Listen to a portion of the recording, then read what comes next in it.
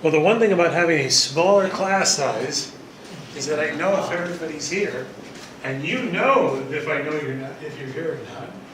And we have one student that's not here yet, and I'm kind of waiting for him because something I'm going to talk about was something that he asked me to do.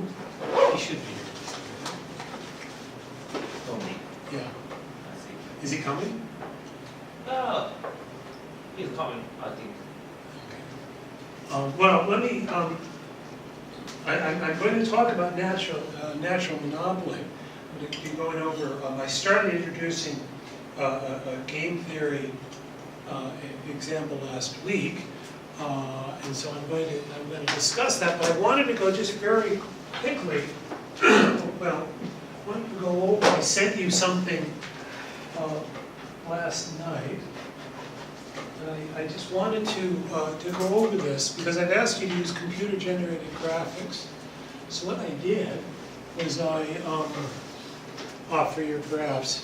Now I wanted to demonstrate how to use PowerPoint in order to generate such graphs. So I wanted to show how you could use it to generate high-quality graphs. And actually, in doing this, I found out a little problem. It's the problem is because of putting the when you put the results from the graph. If you draw the line is correct. If you just if you manually draw the line, you can do it correct. But if you put the number from the graph, it's wrong. From the table, if you put the numbers from the table, it's not correct. So this is it's an interesting result, which I realized when I was putting this together. But I wanted to just show you just how, if you're not familiar with how to use PowerPoint in order to make beautiful graphs, I'm going to show you how. There's many ways to do it. You can do it in Excel, and it's a little bit complicated. But I just wanted to show you how, at least the graph that I made, which turns out there was something that was wrong with the graph, but that's another problem. There's a way to fix that. But the first is, and now this I've got an English language, so you'll have to go to the same tab, but it's all in whatever language is it. It's always the same. If you want to go to the to this, what is in English is the insert, the insert tab, the insert tab, and click on the chart, this chart icon. So you want to click on this chart icon. So insert chart, and then you get this. You get this, and then you want to click on the line. Okay, so you do that, and you'll get something that looks just like that. You see that? You can see it. You can see there? It shows you that. Well, then you bring that up, and that's just a template. This is a template, and the template shows these are the numbers that's in the template that's used to generate this. So obviously this is, you don't want this. You want something else. And what you want to do is you want to put the numbers in. So that's what you can do, is enter the numbers. And that allows you then, and by the way, as I say, every graph that you see in every lecture, every single graph I've made myself.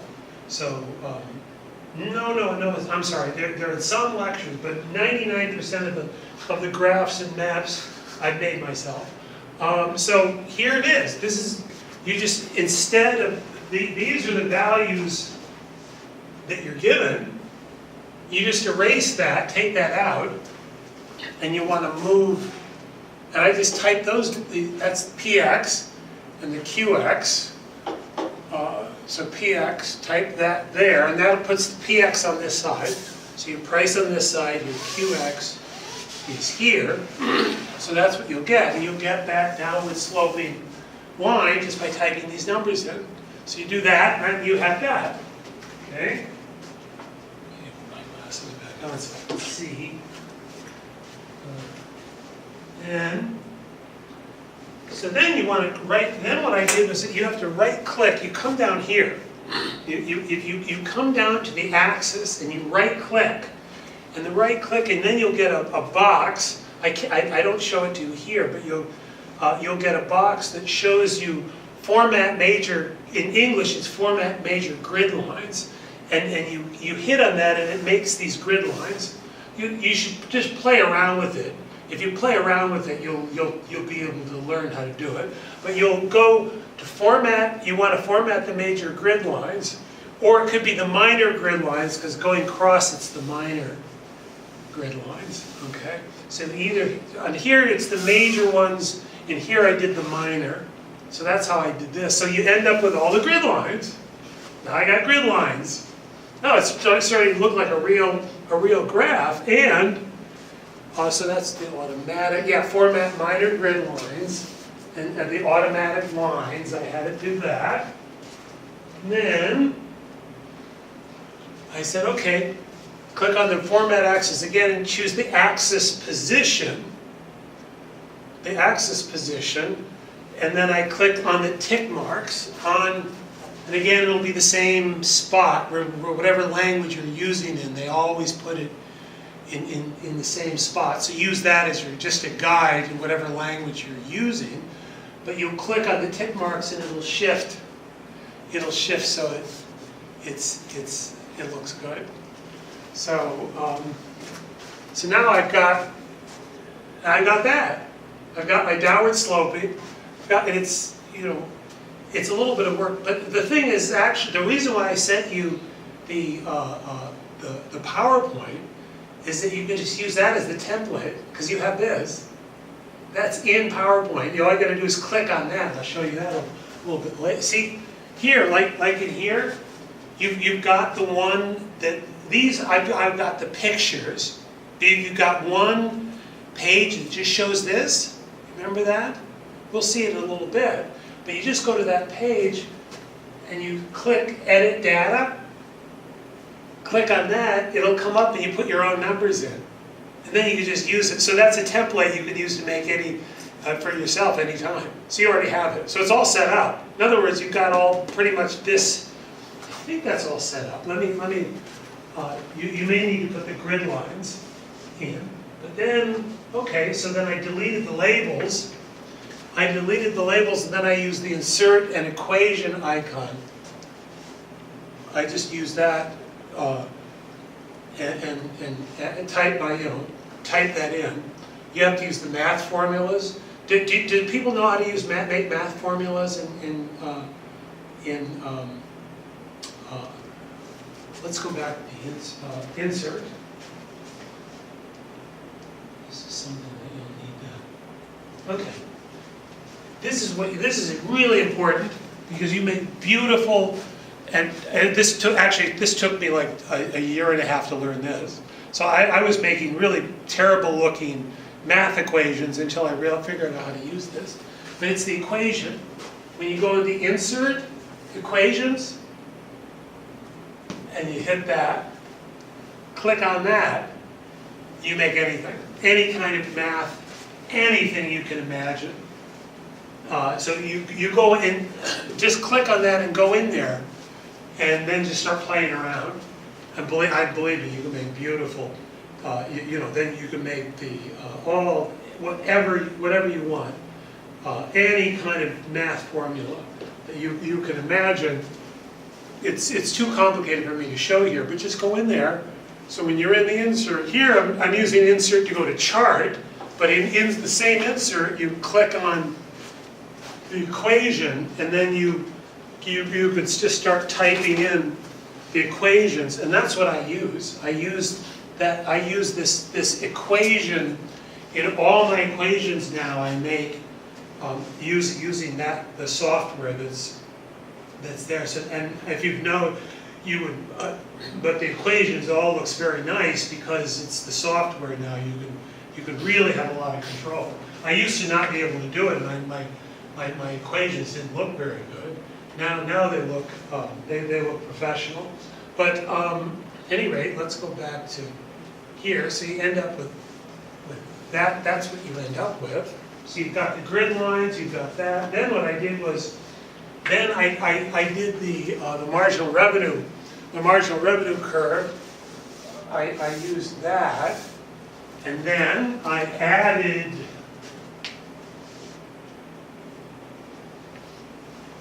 see, I just put another line. There's the marginal revenue, type that in, yeah.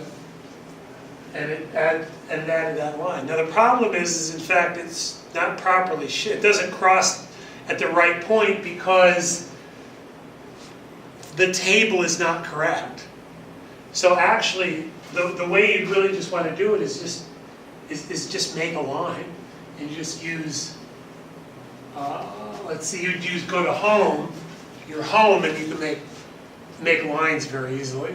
So you just go home and make a line. You make whatever color you want. You can make this line very easily from home, rather than, because here you type it in and it ends up when I added, then it's very simple to add. I said, well, make the marginal cost curve. That's just the marginal cost curve, just go there. And instead of px, put marginal cost, just 10, just the value of 10. It just makes that. You can put a formula too, you'd have to do it. That would be a different thing. So that's the marginal cost curve is a function of output, looks like that. Then I put them together. Just added that, another line. There, Qx is in the A column, Px on the B, here's the Px here, and then every one that you add here now is just like that. Now as you can see, the problem is it crosses at 7.5, it should cross at 7. So it actually has to shift. Which I think then you just have to do what you need to do with the marginal revenue curve is you just have to draw it manually. Draw it manually using your line. You don't have it here, but go to home. If you go to the home tab, and then you'll see where you make a line. Just hit this line. You hit that, and you can draw whatever line you want. It's very easy. So if you're not used to using this is at least a good way to get started. So you can make some basic things they're fairly easy. And once you're able to do it, it comes out very quickly. And if you'll go, and there's what it looks like. And as I say, I added all that. The problem is it's not correct. It should be at 7. And that's why you have to add it manually. But that shows you that if you do it from the table, it's incorrect. So I've shown you how to do it incorrect from the table. So now you know how to do it incorrect from the table. But at least you get, these are lines I drew. I drew these lines. Just get as I say, go to the home.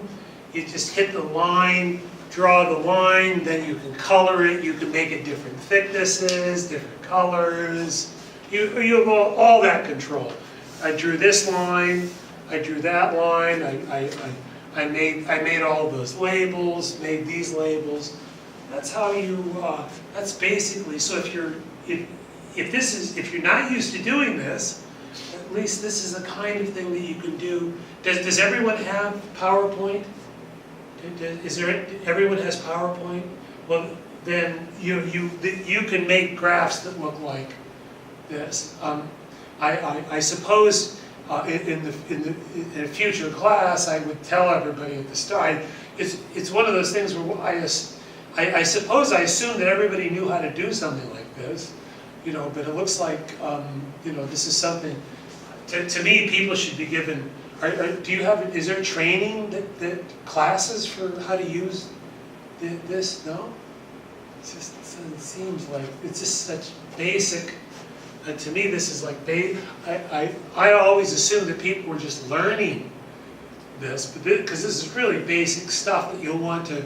Any job now that you'll want to go to, you're going to need to be able to do this kind of stuff. And as I say, all of the tables that I make using these software in one way or another. So this is, at any rate, So now you have at least some basic things. All of this I generated this table.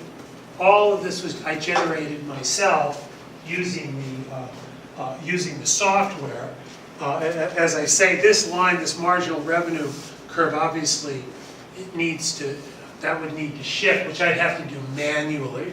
I'd have to put that down manually. I wish Dominic was here, because he asked me about this. Now, I think, let me just, right, you see this page? Right. You have this. Go to this page. It's in the program it's in the file that I sent you. Now, all those others are pictures, but if you go to this is not a picture. And that's the reason why I sent the PowerPoint to you, this is in PowerPoint you can now go in and click. And if you go to this page and you click on this, then you'll get the insert, and then you then hit. You'll go back and it'll look like that. You'll get this, and the edit data. That edit data, and you click on that. When you click on the chart, what you'll do is you go into that page. I think all you have to do is click on the chart, and that'll come up and edit the data. Hit the edit the data. That'll drop down, and then you can just add your own data and make your own chart. So anytime you need, from now on, anytime you need to make a chart, just use that, and you can make. If you're going to be graphing your price and quantities, that's already all set up. So as I say, if I realized that, I think I would have spent some time, because I say last semester I had people and they were taking the pictures and it was driving me crazy. People taking in 2017 and taking pictures with their mobile phone and of lines and sending it to me. Professionally, this is important for you professionally to be able to learn how to do this. So, and as I say, and that the answer to this part was quite easy. You just had to change these numbers. It was pretty. There was just a few. It was almost the same. Just had to make some very minor changes.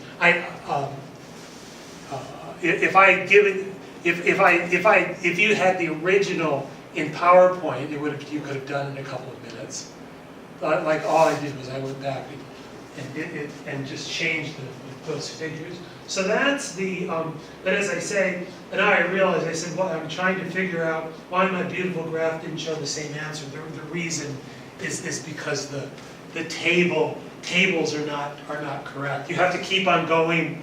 You would have to make a table that goes down to thousands of thousands in order to do that correctly. So and I didn't have time for that. So, but you can see all of those beautiful. That's the software that produces that. So you hit the equation, the equation button there, and it's very easy to produce all of these beautiful figures. So now you know, and hopefully in all of your stuff working, you'll show me all your work, and will be done in these beautiful equations that you'll do electronically, and your work will look beautiful. So, and that'll make me so happy. But at any rate, that's that, and Dominic will see that. He'll see that later.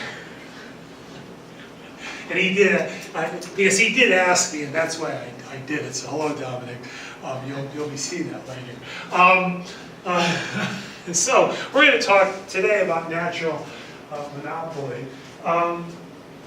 The natural monopolies. I introduced this topic, and what I said was I mathematically I wanted you just to understand that it's the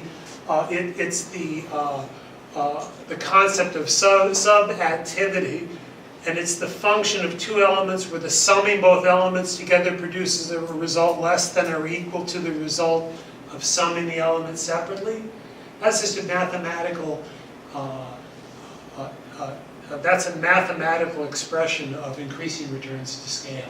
And that's one of the things that, these are the kinds of things that we economists use mathematics in order to put these concepts into mathematics. So this is the underlying mathematics as to what increasing returns to scale and how we use that in economics. It's very simple, but that's the that's simply what it is. That's for your reference, but at some point you may want to go back and look at that.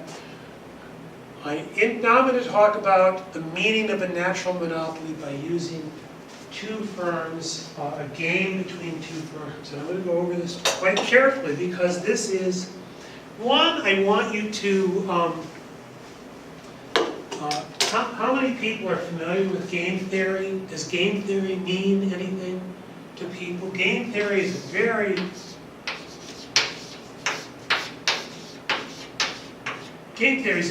important concept, not just in economics, artificial intelligence, the study of games. It's the study of interactions. This is used in conflict analysis. People who are modeling the potential of war, these types of things. This is all. These are all very, very important things that come out of game theory. So game theory is something that you use in a lot of different fields. It's a very important and certainly a very important part of economics. Now, one thing that's very interesting is that all of the whenever you take any kind of demand supply and any kind of analysis where you use mathematics and you have a mathematical model, any mathematical model can be put into game theory, into a game theory framework. So you can express it as a game, and so the game theory is just taking mathematical is taking some mathematical models and putting rules where you're making it very explicit. So that's what we're going to do. That's what game theory is, and that's what we're going to do here. And the thing about game theory is it can help us to understand how the real world works. That's the advantage of game theory, is that we can understand how the real world works. Game has the following features and rules. There's two firms, firm 1 and firm 2. The game is played in rounds, and rounds means one firm moves and another firm moves. In round 1, firm 1 starts, firm 1 doesn't, and it may not even, let's say a firm, this is a firm, they enter a market, they create a market, they invent something. They come up with a concept, they go out in the market. For example, Apple invents the iPad, the iPod. Apple inventing the iPod. Nobody had that. Well, they were the first ones in the market. That would be like in firm 1, in fact, you could think about this, something like the invention of the iPod or the iPhone, those kinds of things, and you could ask yourself, well, Apple still has a pretty significant part of the market. And what happens when a firm innovates and creates a new product? So think about that could be like that example. So round 1, firm 1 is not aware of the presence of firm 2. So they make their initial turn assuming that it has no competitor. But that's what Apple has done. Certainly Apple coming out with the iPod and the iPhone, they priced monopoly. This was monopoly pricing. They came out and they just priced it pretty much at monopoly pricing. Now the ultimate objective of the game is for a firm to become the dominant firm in the market, either become permanently larger than its competitor or by driving its competitor out of the market. So that's what we're going to. The game is to be larger the largest firm or the only firm. So you can win, that's the objective of the game, is to either become larger or to drive out, eliminate your competition very much. And if you eliminate your competition, then the firm, a surviving firm can operate as a long-run monopoly. So in each round, the firms decide the following. For the firm that has not yet entered the market, the firm decides whether or not to enter the market. So that would be firm 2. Firm 1, so firm 1 says, well, should I enter the market? And what's going to happen is firm 1 says, well, yes, I can enter the market. I can earn a profit. I see that there's a downward sloping demand curve. The firm sees a downward sloping demand curve. So they say, oh, okay, there's no firm in the market. There's a downward sloping demand curve. I'll enter the market and I'll price as a monopolist. That's Apple saying, well, there's no competitor. There's a market. I think there's a market for an iPod or an iPhone. Well, now we'll enter the market and price as a monopolist. So then the firm considers whether, if it's already in the market, the firm considers whether it can expand its output and increase its profit. Then C, if the firm cannot expand its output and increase its profit, then the firm thinks about whether it can expand its output and force the other firm to experience a negative profit.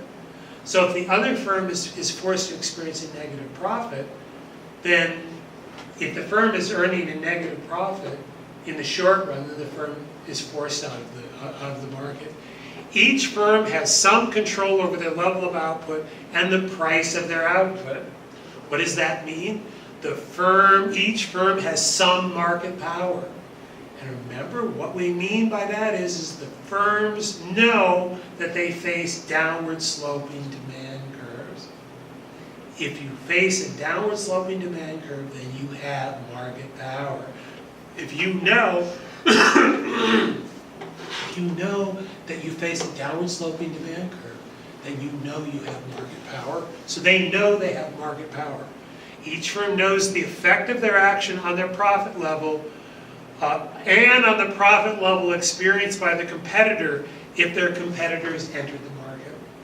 So if they enter the market and they see their competitor, they know the impact that their action has on the profit of their competitor. So they know that. That is, a firm's actions affect not only their well-being, but also the well-being of their competitor.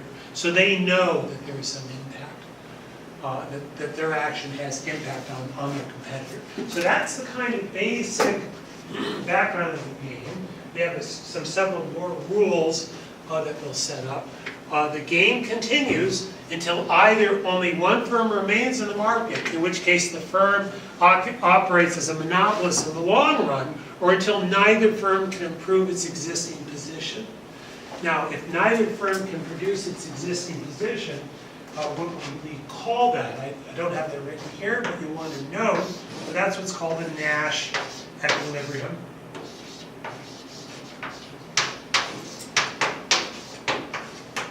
You don't have to worry about this now. This is for more advanced. This is more advanced. But at some point, if you become more serious about economics, you'll encounter, this is an important term that you'll encounter, is the Nash equilibrium. And a Nash equilibrium is simply that neither firm can, a Nash equilibrium in this case is that neither firm can improve their situation. Either both firms are in the market, neither firm can improve, they're at an equilibrium. Any action they take makes their position worse off. So they don't make any changes. That's a Nash equilibrium. That's what number 7 is. The best outcome is to become a monopolist, to become the only firm operating in the marketplace. If a firm's choice of output level and price results in a negative profit for their competitor, then their competitor is forced to exit the market. However, a firm cannot cause their own profit to be negative. That is, any action the firm takes must result in a non-negative profit for the firm. And so what we're saying is, You cannot have, this game does not allow what is called predatory pricing. I think I'm spelling. And predatory pricing is pricing below cost. That's pricing that's less than cost. Oops. Less than cost. The pricing below cost means that that your P affirm that you set is less than cost. You can't do that. Maybe Amazon can do that, but that's the game that Amazon plays. So we can't do that in this game. So here's the following characteristics. The two firms produce their good with exactly the same technology. They have the same technology. The two firms face the same fixed costs to enter the market. They have the same fixed costs if they decide to enter the market in a given term.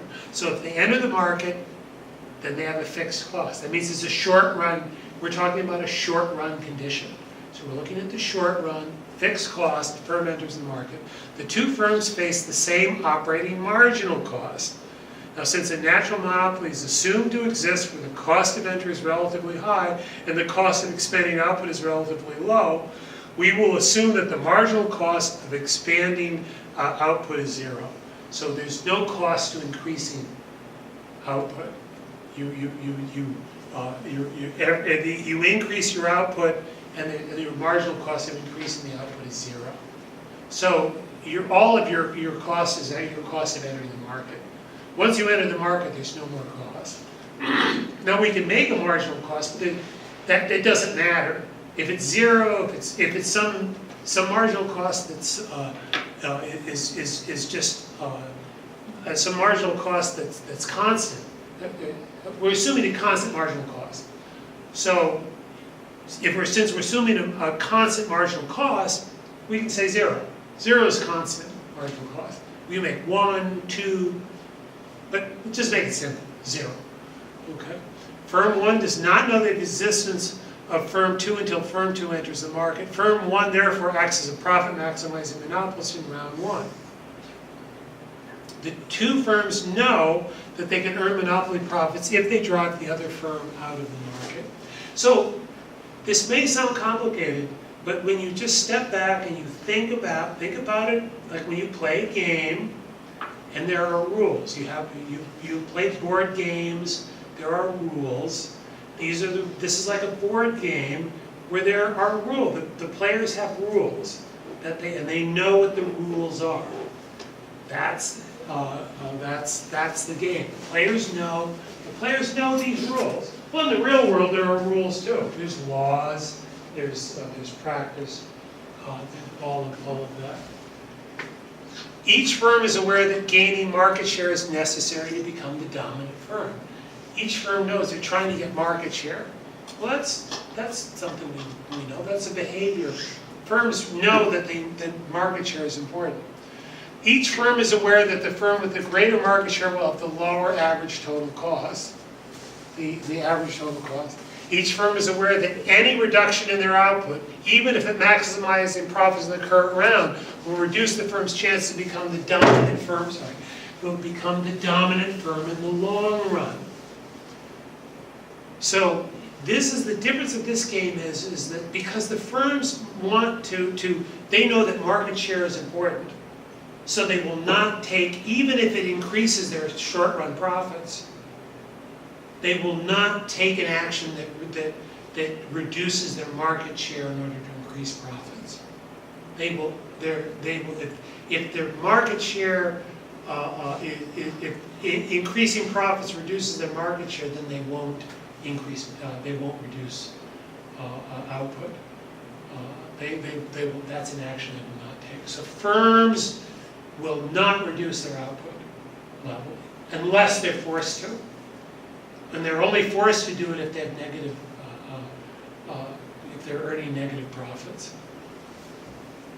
So while this game is specifically limited to firms, that the demand function and fixed cost assumptions can be to be made on the following page will in fact limit the game to two firms. So this is it. The way we set it up, there's going to be only two firms. We'll analyze each firm. We'll begin by stating the industry demand function and the firm profit functions. So given the rules, now we just state the industry demand curve, fixed cost and marginal cost. And again, these are, we're making some very simple. These are very, very simple. And so what I want you to do, we've made rules that really aren't complicated. And if you look at them, okay, you can understand what the rules are. Now, we're going to make some very simple, you've seen this kind of downward sloping linear demand curve. That's all that is. You've seen this kind of demand curve before. Very simple. It's downward sloping. Px, Qx, just put x's. This means the n means in the round price in round one, because the firms set their own price. They set their price, or they set their quantity, whichever way you want to do it. But it's the price in round one, and the quantity of firm. Let's see, that is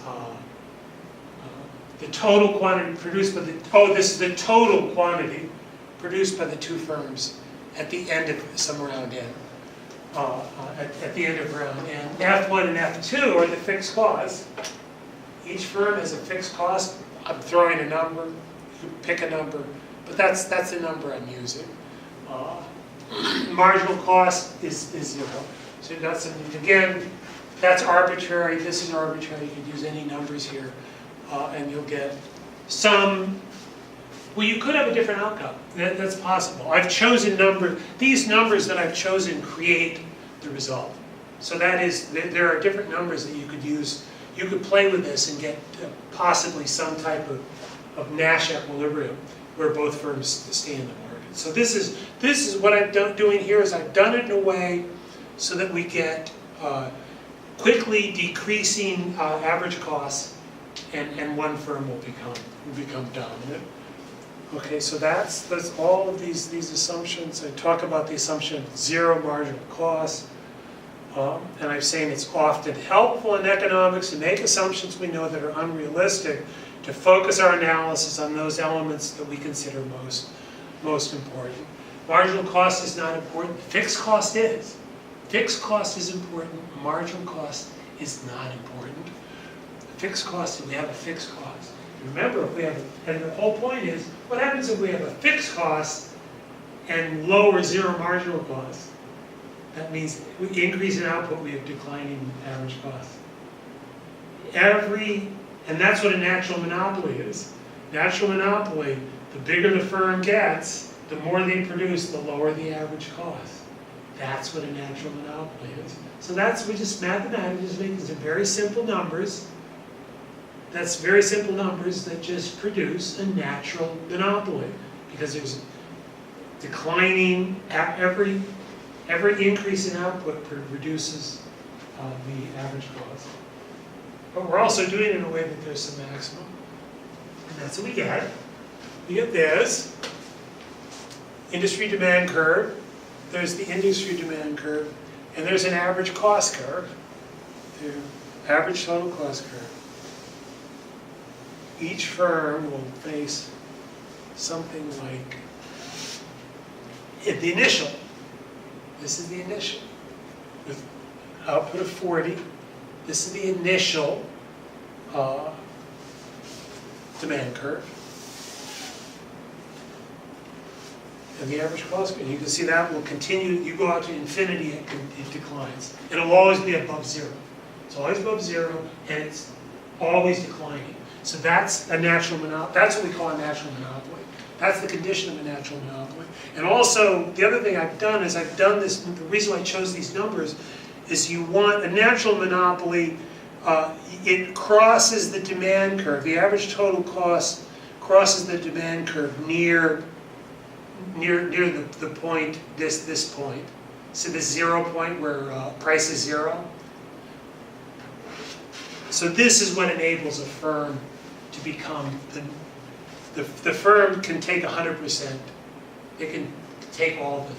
It's possible to have all of the demand. So this is all set up in order to do that.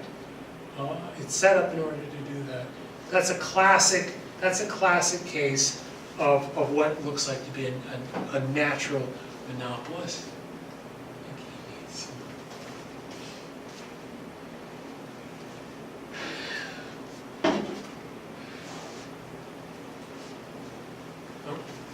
You look better than last week. You're still better than last week. So here it is. Here is the total cost is simply its fixed cost. Here's the profit function. We can make a profit function, price times quantity. Price times quantity minus, that's the fixed cost. There's no other cost. They enter the market, you have that. So then in round one faces the industry demand curve. Yes, the price of round one for firm one in round one. So firm one in round one. So the quantity of their output of firm one in round one. And that's their demand curve. That's the downward sloping demand curve that they face.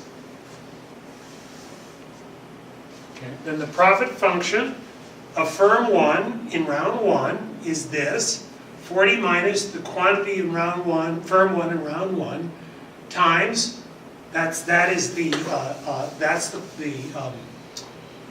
QX times. I'm sorry. This is total. That's the price, right? This determines the price. Price times quantity. That's price times quantity. So that's revenue. Price times quantity is the revenue. That's the price. That's the quantity. So you 40 times Q11 times Q11. That's equal to 40 times Q11 minus Q11 squared minus 75. So that is the profit function. Okay. So that shows the market demand, total average cost, and marginal revenue for firm one in round one. So there's our average total cost curve. That's the face downward sloping demand curve. And since it's a monopolist, since it has market power, they have a downward sloping marginal revenue curve. It's downward sloping. Remember the marginal revenue curve for a perfect competition is flat. Perfect competition marginal revenue curve is flat. For a firm with market power, it's downward sloping.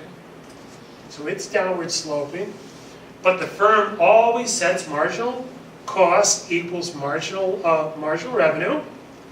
Marginal cost equals marginal revenue, and here they set.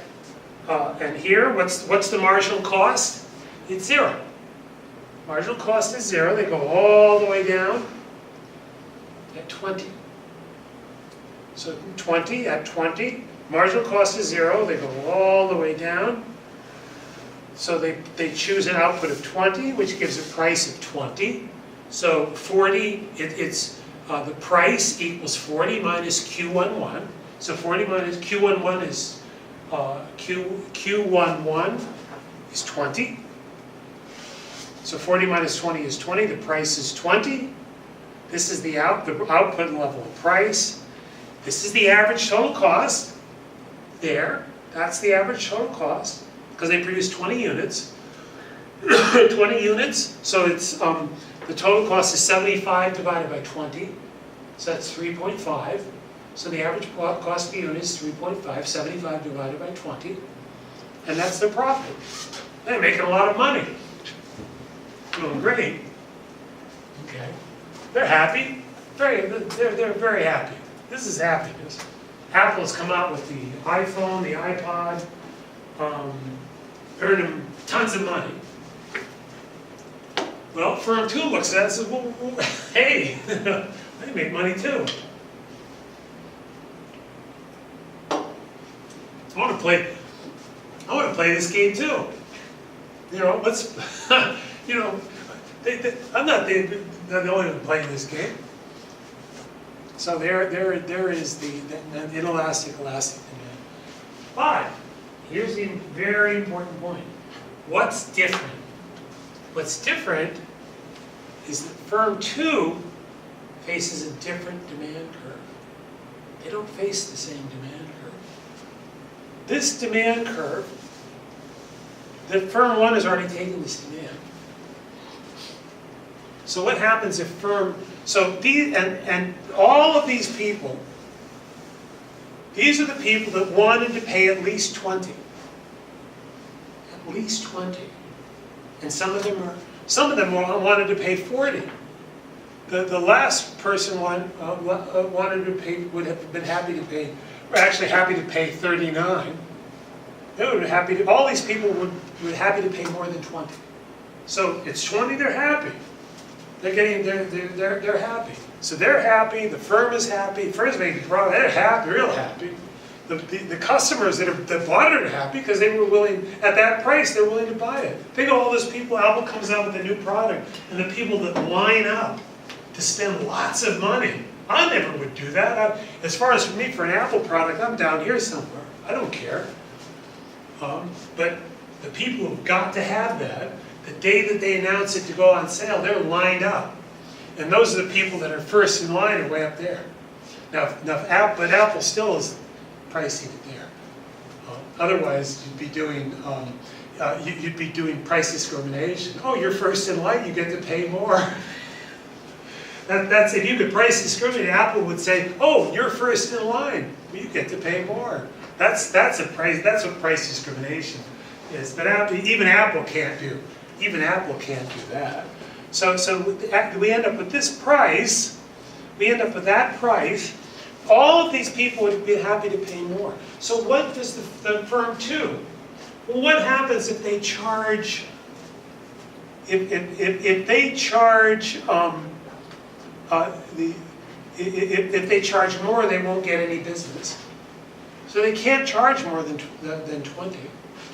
They can't charge more than 20. They have to charge less than 20. But what happens if they charge less than 20?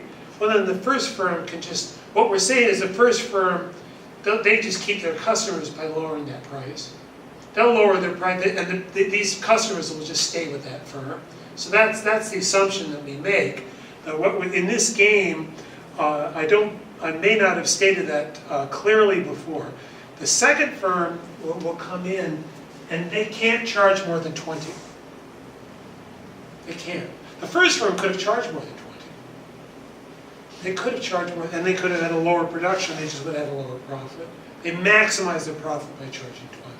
The second firm cannot charge more than 20. They can't even charge 20. Because if they charge 20, this firm already has the customers. They're not going to get any customers. There's no incentive. If there's no incentive to change, the customers won't change. That's the also assumption we're making here. They have no incentive to change. They'll just stay with the firm that they bought the product from. I suppose we could give the customer. I think what we're assuming here is that the customers, there's some cost for them to switch. If there's some cost to switch, then they won't switch. They won't switch, and as long as the first firm can match any price reduction, what we're saying is as long as the first firm can match any price reduction, then they don't switch, because there's a cost to switch.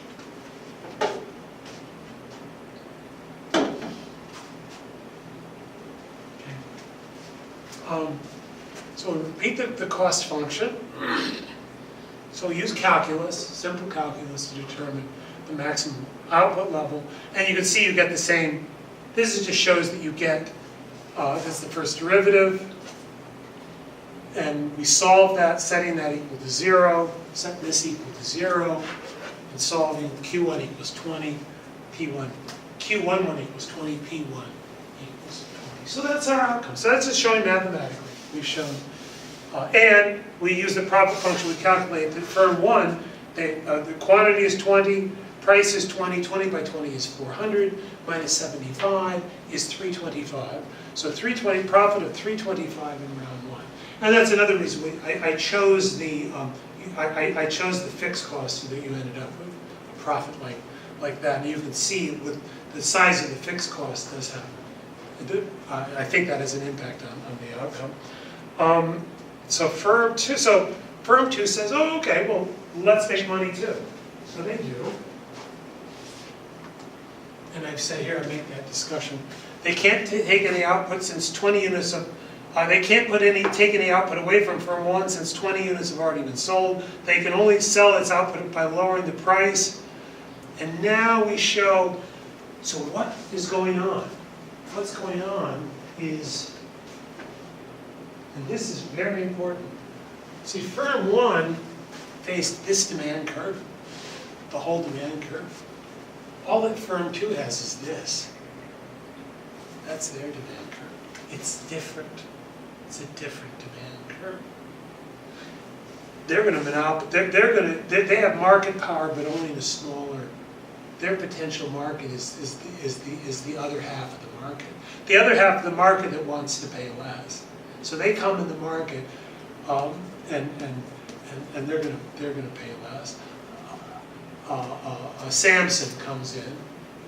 They're not going to compete on price, or they're not going to compete on quality. They're going to compete on price. They have to come in and compete on price and charge a lower price. That means they're going to go down the more elastic part of the demand curve. So that's what happens in this game. Now, what's different? What's different is now it's this demand curve. And at this demand curve, that's the same average total cost. It's still the same curve, but it's going to hit at a different place. It's going to hit at a different, it's a marginal cost of 0, but a marginal cost of 0 at an output of 10. Output of 10 and a price of 10. Because they have this smaller, shorter demand curve. So they have an output, so they maximize profits. By there, they, so the average total cost is the 10 units. 10 units, so it's 10 times 10 is 100. So they take 10 units, their average cost is 75 divided by 10, it's 7.5. So the first firm, its average total cost is 3.5, remember that. So the ATC of firm 1 in round 1, and then ATC of firm 2 in round 1 is 7.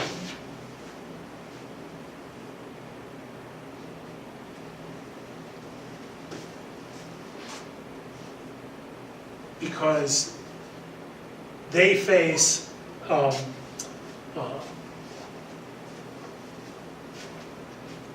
you see that? Does that make sense? Okay. So their average cost is so they have a higher average cost.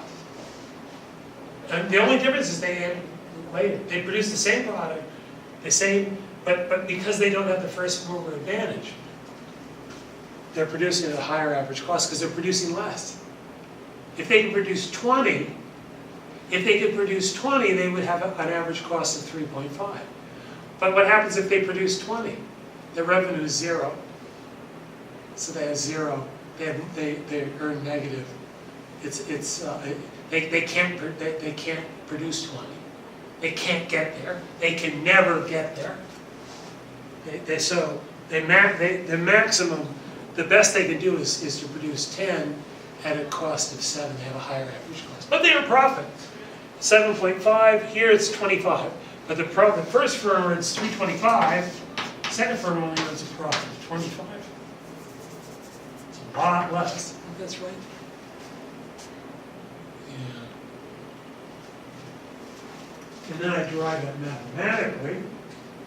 Let's see. I think, no, now I'm going.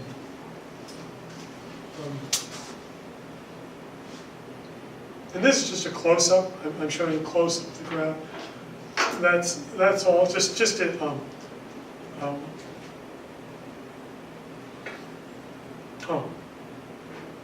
I think I'm calling that round 2. Yeah, I'm calling that round 2. I'm calling that round 2, so okay. Right. Right. And as I say, that does not have a subscript, it's the same, it's the same for, and again, it's because it's a relatively elastic demand. Firm 2 faces a relatively elastic demand compared to firm 1 had a more inelastic demand because they were the first one to market. So that's what happened here. That's just a close-up. It's the same chart, but just a close-up. And now we just go through the math. The math says again it's firm 2 in round 2. Price around 2 for firm 2. And then we derive the same thing, price at 10, output at 10. And all of that, of course, you can derive graphically. You can get the same output graphically. Now what happens is that firm 1 has to respond. So firm 1 has to respond. They can't keep a price of 20 because now it costs more. Now we've said that for their customers to move, there's some positive. And I think I should add that. Let me add that there's some positive cost to the customers to switch. There's some positive cost to switch. So if that's the case, then all that firm 1 has to do is lower its price. If firm 1 lowers its price to match the price of firm 2, then they don't lose any customers. In fact, actually, they could even do it a little bit above, but we won't worry about that. Let's just say it's that they lower it to the same price just to keep it simple. So what that does is it lowers now firm 1 in round 2, because it's round 2, they have to lower their price to 10. They match the price, they lower it to 10. And actually, in terms of the cost of moving, what I'll say is it's positive, but it approaches 0, but it is positive. So they can't move. That's the assumption I'll make. So firm 2, it's fallen from 325 to 125, so they have to price at 10 now. Their revenue at 20, at 10 is 200, but their cost is 75, so their profit is 125. So you see that 125. But the thing is, remember, their average cost is lower. It's still lower. Their average cost is still lower. So now, so that's firm 1's response to the entry of firm 2 into the market. Now I'll show what happens in terms of profit maximizing. Let me just go over that mathematic. Okay, now we go to round 3. So round 3, now firm 1 says, okay, I've got 20, they've got 10. Well, what's left? What's left is the bottom 10. The bottom 10. That's the lowest demand. That's the people that are the most reluctant to buy. And now the question is, will they go after that market? So what I say is, and price 3 represents the market price around 3, and Q13 represents the quantity of additional output. So this is the quantity of firm 1 in round 3 of the additional, not total output, but the additional output. And why do we say additional output? Because, go back here, because once this was what firm 2, that was their demand curve. Firm 1 took this. Firm 1 took that. Firm 1 had the total demand curve. They took this amount. Firm 2 comes in. They have this part of the demand curve, and they take this. So the only thing that's left is this. That's all that's left now. is this. So firm 2, firm 1 now comes into the market in the third round, the next round, and says, okay, here's my price now is 10. The price is 10, and now I have this. This is the demand that's left. What's my best action now? What's the best action that I can take? So this is the only part of the demand that's left. And again, remember, firm 1 can't raise its price either now. It's in the same situation. It can only lower its price.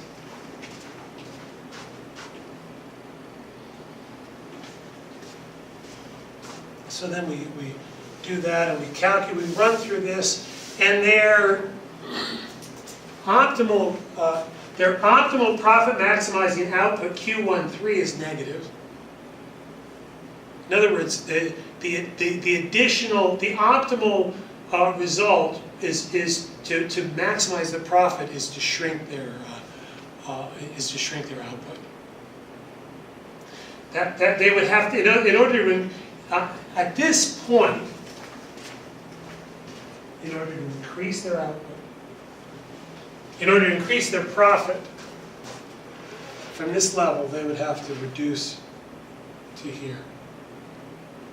And that would increase their profit. But the problem is that this is a game of market share. This is a market share. And this should be familiar to people here, especially Japanese companies act this way. Now, Japanese companies are very focused on market share. That's a very, very big focus. That market share is a very, very important part of corporate strategy. So this is a case where the firms, no, we're not going to reduce our market share. We're not reducing our market share. This is a game where we're trying to dominate the market. You don't dominate the market by reducing your output. You don't do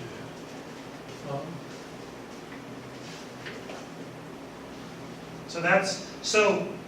But Q13 must be non-negative, so they cannot increase its profit by increasing its output. Then what they do is they consider whether it can expand its output and force firm 2 to earn negative profits. So now they're saying, because remember, in round 1, when the game started, firm 1 didn't know there was a firm 2. So firm 1 goes in, okay, great, there's all this market on the thing, they jump in, they take the market, then suddenly, oh, there's a competitor. Oh, well, okay, now we're going to do something about these guys. That's what the game is. They're saying, oh, okay, well, they've come in, we're not reducing our output, we're going to see if we can drive these people out of the market. That's what we're going to do. Can we drive these people out of the market now? So that's the question. So let's look at that, the situation that the firm faces. Here's firm 2 in round 3. Now, the firm 2's current output is here. That's their current output is here. So, their current average total cost, firm 2's current output of 10 units means its average total cost. This is firm 2's average total cost, right here. It's 7.5. So firm 1 is looking at firm 2 and says, well, I can see their average. They've got the same average total cost curve as we do. Cool. Great. Well, we know that their average total cost at this is 5. At this point, if we add, they're saying, let's see, we've got 10 units left. If we add 5 units,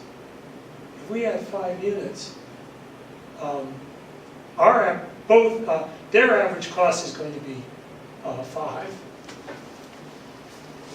So their average cost is going to be 5. What was firm 1? So it started out at 3.5. Well, if they add more output, then it has to go down. Their average total cost has to decline. So whatever it is, it's less than 5. So what they're saying is, okay, if I expand my output to at least this level, The firm's cost is, average total cost is 5 at this level. My average total cost is less than 3.5. Well, what would you do if you knew this? What would you do? You've got an average total cost that's somewhere down here. Even at this level, where you're at this level, the average total cost is this is firm 2.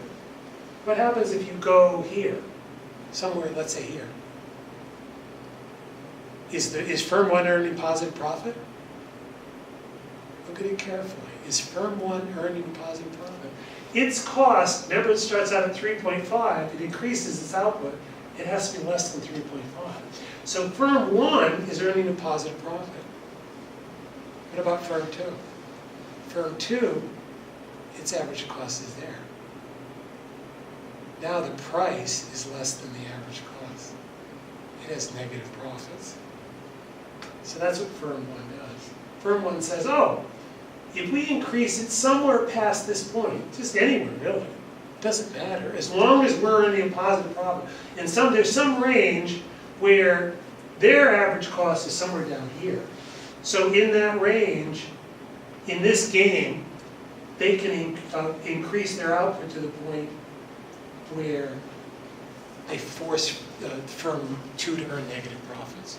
Now you can see that if we had different numbers, you could have a situation where they could not force that, and you would get that both firms would survive.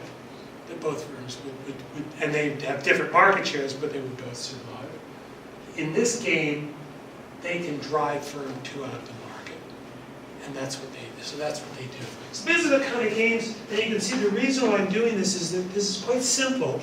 It's a simple game. As long as you understand the rules and look at this carefully, and that's what I'd like you to do, is take some time, just go over this very carefully and see, okay, the game is simple, the rules are simple, the cost, these curves are simple, and to see the strategy.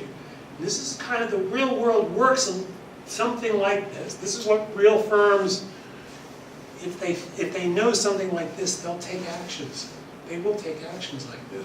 If you were running a firm, if you were the president of a firm and your competitor, you knew this about your competitor,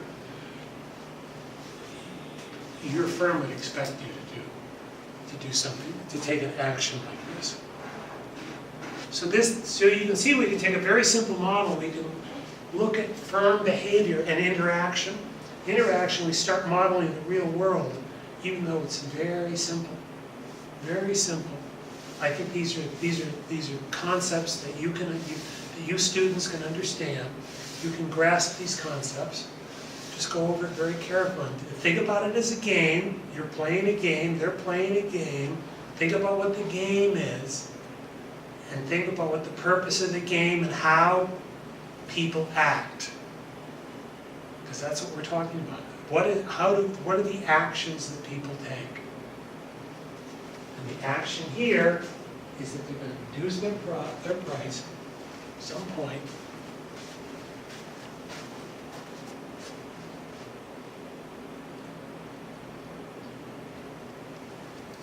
They go somewhere out here, let's say there.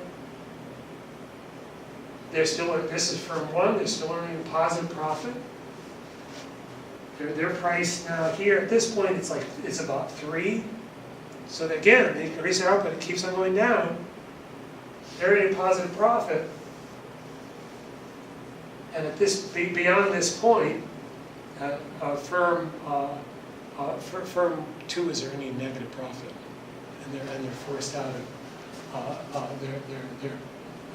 they're forced out. So what we're saying is, if firm 1 can earn a positive profit at P3 equals 5, then firm 1 can force firm 2 to experience negative profits and force them to exit the market. So that's what this is firm 1's analysis.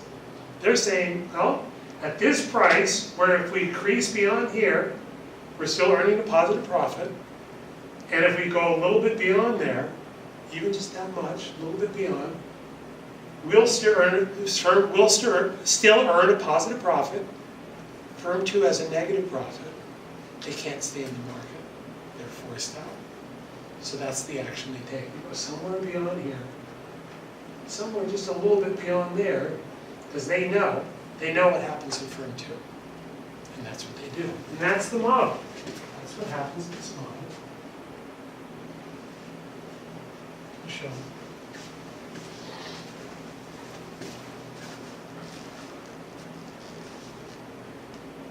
In fact, what happens is that here, yeah, the firm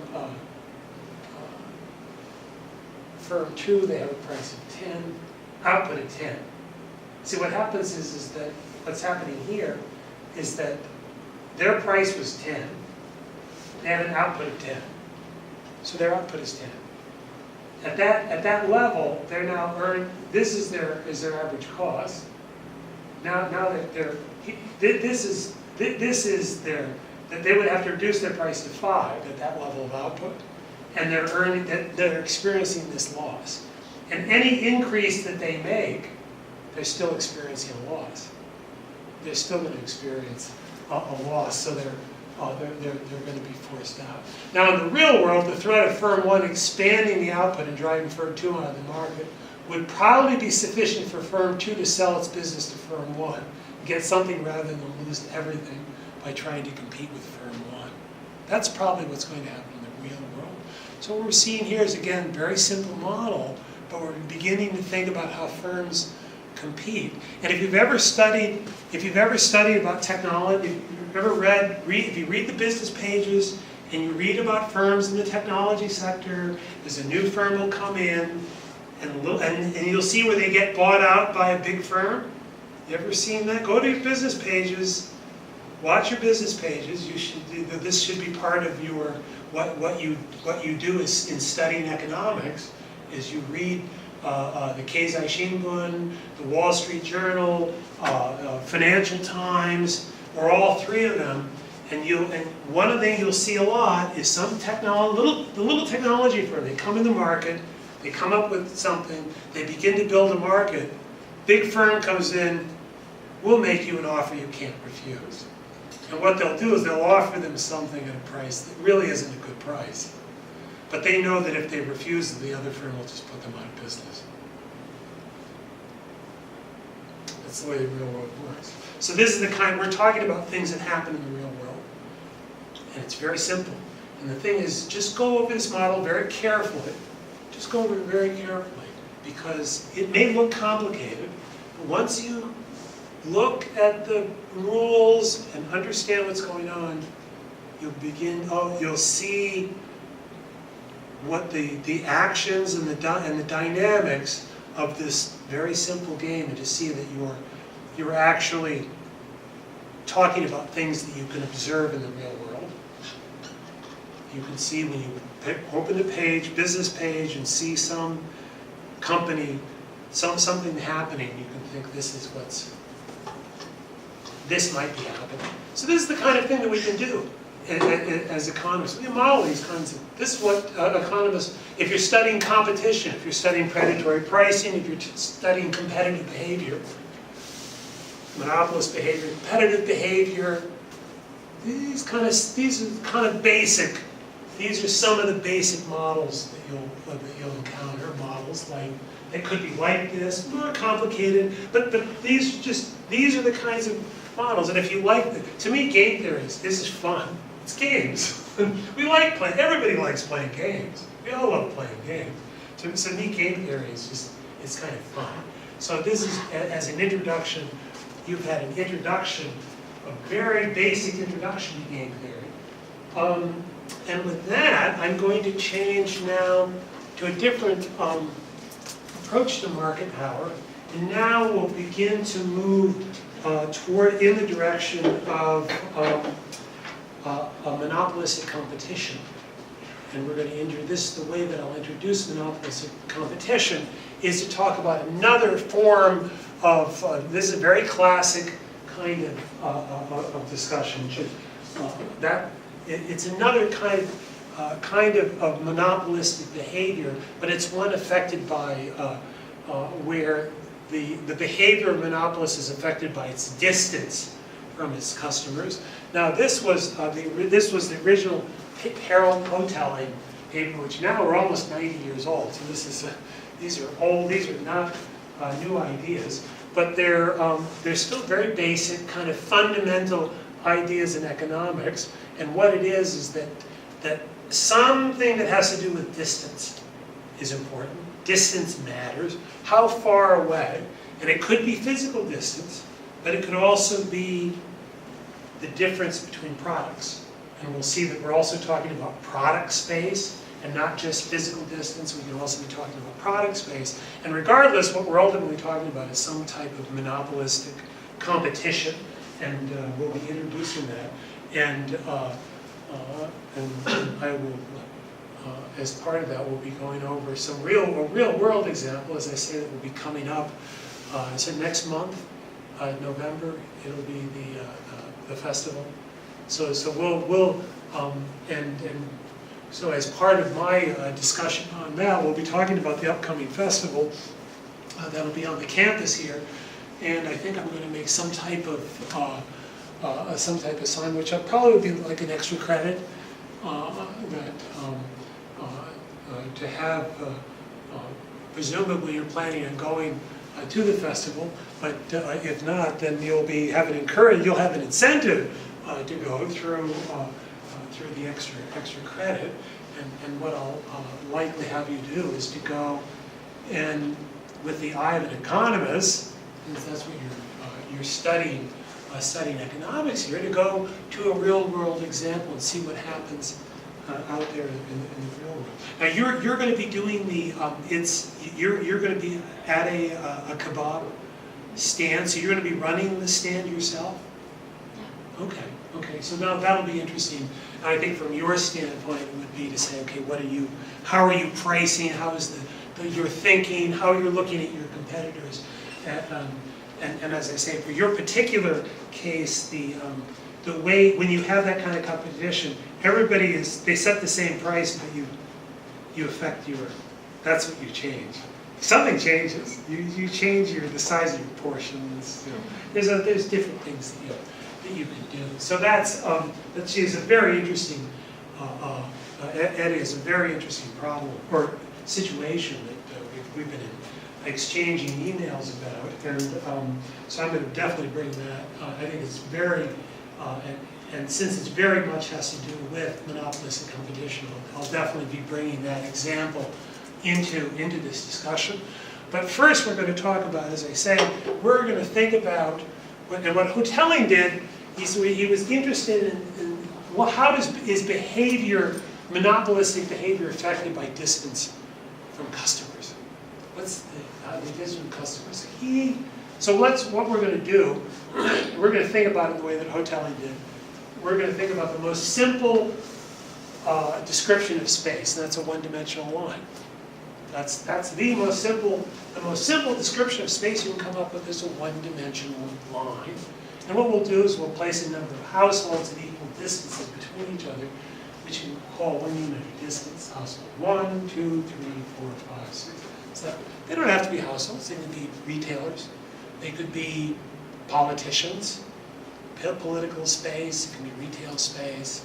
There's all kinds of space. In fact, this concept, the reason why this is such an important concept in economics is because it had that impact where people realized that these ideas were applicable. And Hotelling did himself. He understood that his idea was applicable to a lot of different kinds of analysis, and not just of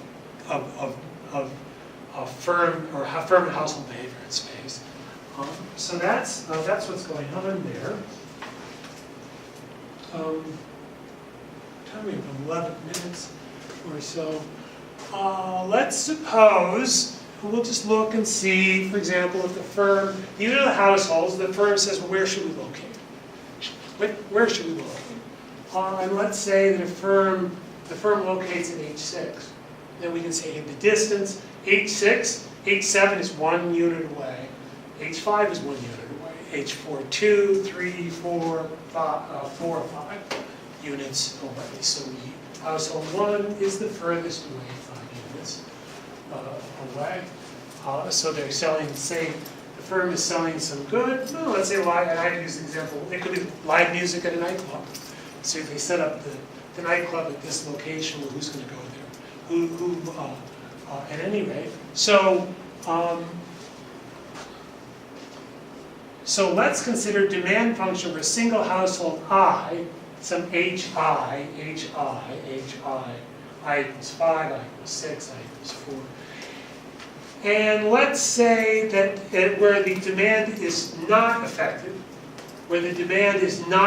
by distance. So let's consider that where in the household here it's the same distance. In other words, the distance doesn't matter. Distance, let's assume the distance doesn't matter. So let's say demand function, let's consider this demand function, and then we have this. We rewrite this in terms of QA. This is again just another linear demand curve. You've seen this over and over again. Let's rewrite this in terms of quantity output. Okay, if the quantity consumed depends on its location, let's see, what am I doing here again? Let's see, I just want to make sure I'm doing this right.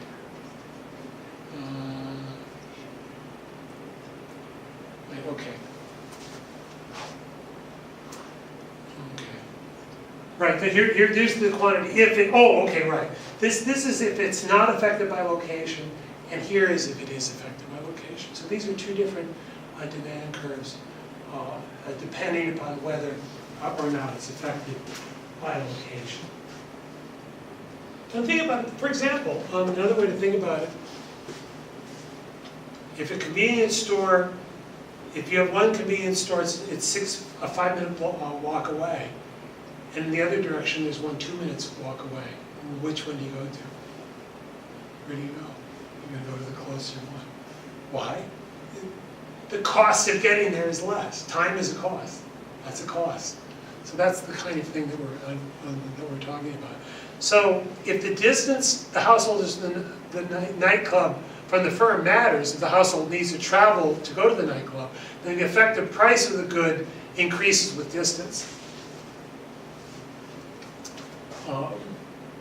And so we end up with this kind of, we come up with this idea of a demand curve. This is to formulate, just to go through and to formulate the demand, a demand for a good at each location. So each location, what we're saying is that because distance matters at each location, the demand is different. If you're across the street from, if you live across the street from the convenience store, it costs you less to go there than if it's 5 minutes away. Do you go more often to the convenience store if it's across the street than if it's 5 minutes away? You certainly do. You will go there more often. You'll probably buy more. You'll go there more often. So that's the kind of behavior that we're looking at. Where if you're 2 or 3 minutes away, the behavior is different. So behavior depends upon how far away you are from something. And so, since it does, then you look at the distance for each point. We're interested in the distance at each point, and so the demand is affected.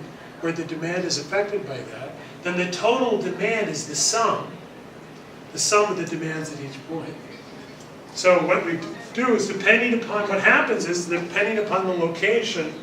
So what's going on is, depending upon the location that the firm chooses, it affects their demand curve. Their demand curve is affected. So they're looking for the place where the demand curve allows them to maximize their profits. So that's the question. We're actually, the effective demand curve that the firm faces is affected by that.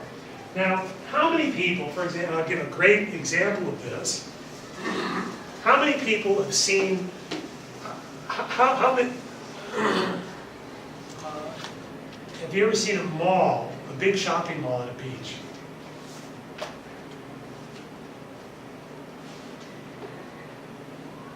You ever just go in and there's a shopping mall? I know you go to Odaiba, there's this kind of, but that's kind of different.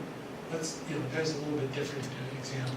But in general, if you go around, you see a shopping mall that's right next to the water.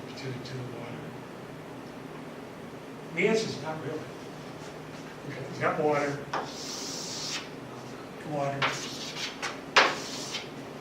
shopping mall, okay, shopping center. And the way that, the way the real estate business, the way it was put, well, there's a real estate guy said to me once, he said, well, what happens in this situation? What's half your market? Who's half your market? Fish. Half your market are fish. You can't sell the fish. That's why you don't see a mall next to a beach. Because if you locate next to a beach, half your market are fish, and they don't have any money.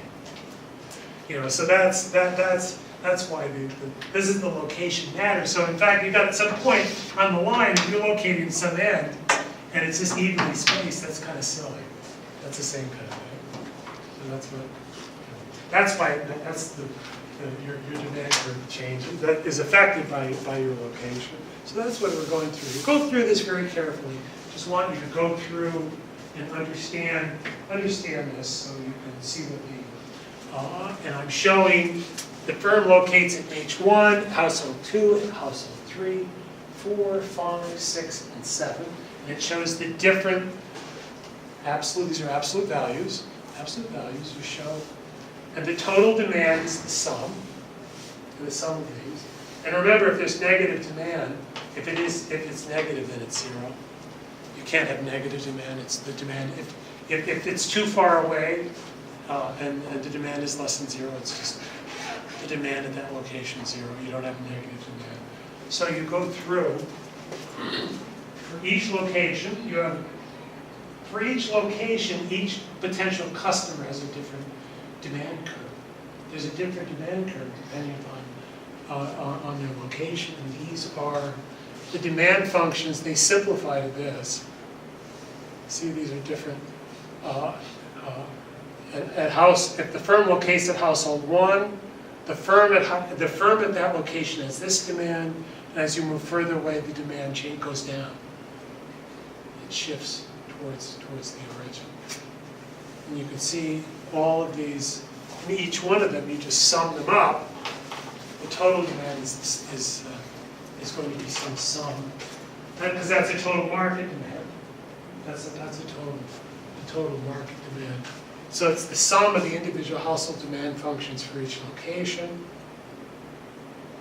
And what you see is the price, and you calculate the price times the quantity, and you get some revenue. This is the revenue at 1 and 7, 2 and 6. Revenue is 80. If you have marginal cost of 0, then your revenue is 84. If you locate 3 or 4. If at H2, oh, I'm sorry, this is the price. This is the optimal price. Optimal price is 3 or 4 here, and marginal cost of 0. If you have H2 and H6, you come in, your optimal price is 4, revenue of 104. H3 and H5 come in moving towards the center. Then you can see, obviously, the maximum is at the center. That's where we're going. Which, of course, if you've got along a line, you want to be right in the center. If you're selling something and you've got a line of customers on the beach, well, you go right in the middle. That's where you go. If you're selling something, that's what anybody that does that is going to make that choice. But what hoteling is, this is explaining why, economically, why you make that choice. So here, H3, H5, 116.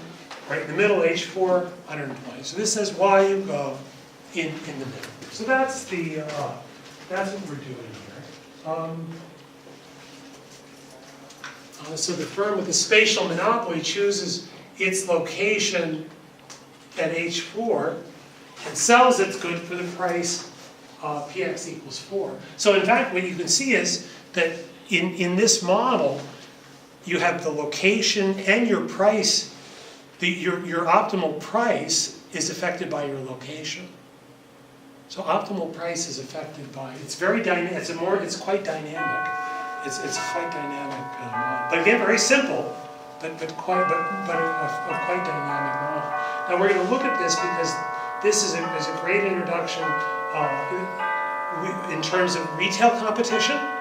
We're going to talk in general about retail competition. We're going to talk about monopolistic competition, which is really closely related. Of course, retail competition, most of that is monopolistic competition. So we'll take this, use this as an introduction to that, and we'll bring the discussion. I'll bring the discussion of what Addie and I have been exchanging in terms of the festival, and talk about that framework, how that fits in to this this whole concept. So with that, we'll close today. So thank you, and I'll have some exercises. You'll get that. I'll get that to you, I think, probably early on Saturday. I might get it tomorrow, but more likely on Saturday.